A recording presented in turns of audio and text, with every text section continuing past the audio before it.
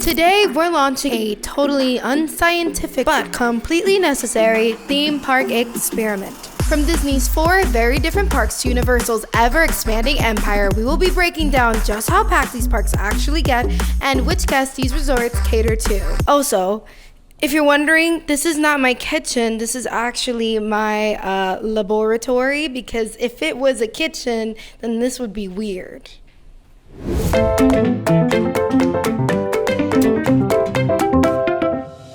Massive, magical, and meticulously planned, Disney World has 4 theme parks, 2 water parks, and a huge shopping district. It's the kind of place that people plan a year in advance for, and the crowds reflect that.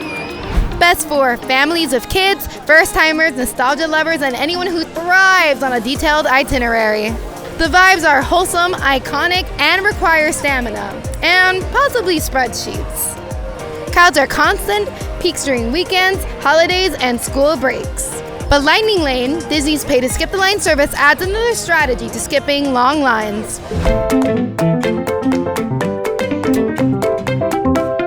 Thrill focus, more flexible, and slightly more chill. Universal Studios Florida and Islands of Adventure are easier to navigate and more spontaneous friendly. You can show up with less planning and still have a great time. I have gathered here with my fellow colleagues who have gathered scientific theme park knowledge to know exactly who this park is for.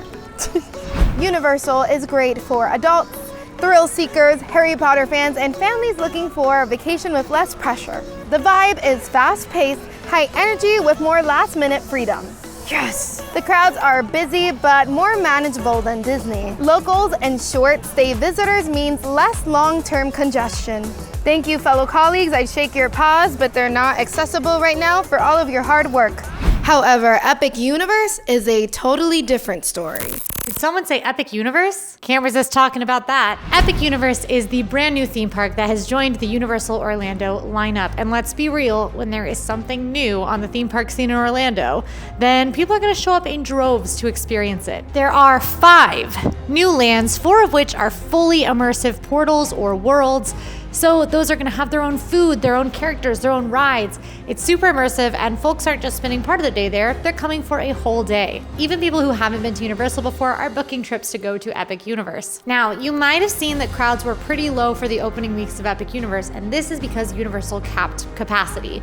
Those crowds have started to grow, and keep an eye out for my perfect day on the channel where you can see just what those crowds are looking like now as we get into June. So as the months continue and people start to feel more confident that this park knows what it's doing, expect to see longer waits, bigger crowds, and sold out days.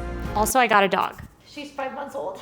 This is Mooney. She's half Doberman, half German Shepherd. Expect the popular rides to have very long waits, sometimes in that triple digit when it comes to minutes, around 2 hours, no pause on the counter. And in general, Epic Universe is going to be a lot more crowded, so you won't get those chill, locals-only vibes that you might expect from the existing Universal parks. Mooney, she wants something, and I'm gonna go figure out what it is. I'll give you back to Angie.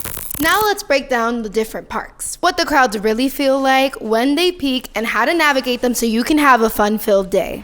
Magic Kingdom, the most popular and the most crowded. Why it's busy. It's the classic park with Cinderella Castle, tons of rides for kids, and iconic attractions like Space Mountain and Pirates of the Caribbean. When it's worse, midday, holidays, and weekends, especially if school's out. Unlike the other Disney parks, you can't just park at Magic Kingdom. You'll first arrive to the Ticket Transportation Center, aka the TTC. Here you can either take the monorail or a ferry boat over to Magic Kingdom. It's magical, but it adds 30 minutes to your arrival time.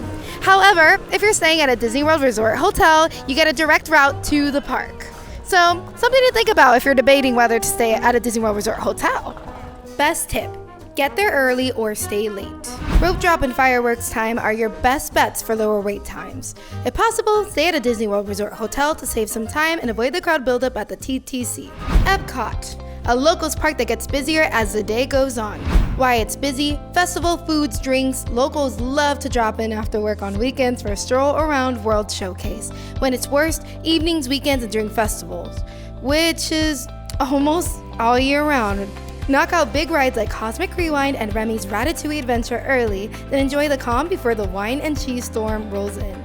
Hitting up attractions during Luminous: A Symphony of Us is also a great way to get through your must-do list. Hollywood Studios, small park plus big demands equals really heavy crowds. Why it's busy.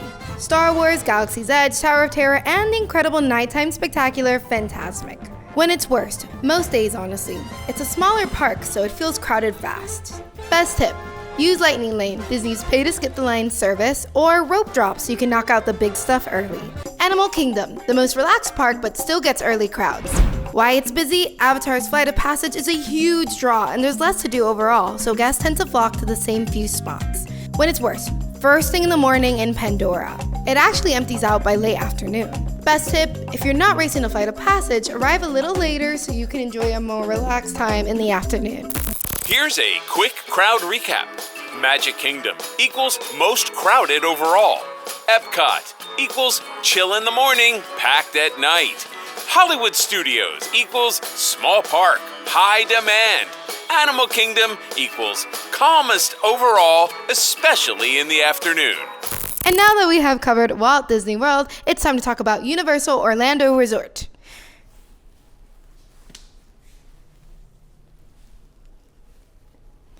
Yes, Universal Studios, the original park and the less crowded of them all. Why it's busy. It has Dive on Alley, The Simpsons, and lots of shows and screen-based rides, but it doesn't have the big thrill rides, so crowds are a bit more spread out. When it's worst, midday and during special events, especially Halloween Horror Nights. Best tip, hit the Wizarding World first thing and then enjoy the rest of the park with shorter waits. Islands of Adventure, the thrill ride capital, and it gets very busy.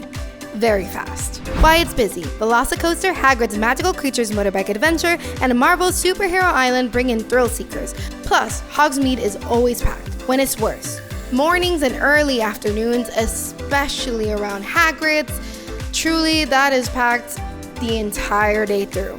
Best tip, rope drop or use early admission if you're staying at a Universal Orlando Resort hotel. Hagrid's and Velocicoaster are the big ticket items here. Epic Universe, the newest park and easily the most crowded right now. Why it's busy. It's brand new and everyone wants to see it. Also, it has 5 themed lands, like Super Nintendo World and Dark Universe. When it's worst, all day, every day. Expect big crowds, especially during the early morning and weekends. Best tip, go midweek if you can, and consider staying at a Universal Orlando Resort hotel so you can get early access in the morning. No matter which one you pick, one thing's for sure. Theme park science is exhausting, but totally worth it. Thank you so much for joining me on my non-scientific but very necessary theme park experiment. If you like this video, make sure to like and subscribe and leave the secret code in the comments so that we know that you made it all the way. And stay tuned for more. We do theme park content at Disney World, Universal, and beyond. We post them 7 days a week. Thank you for watching and we'll see you next time. Bye!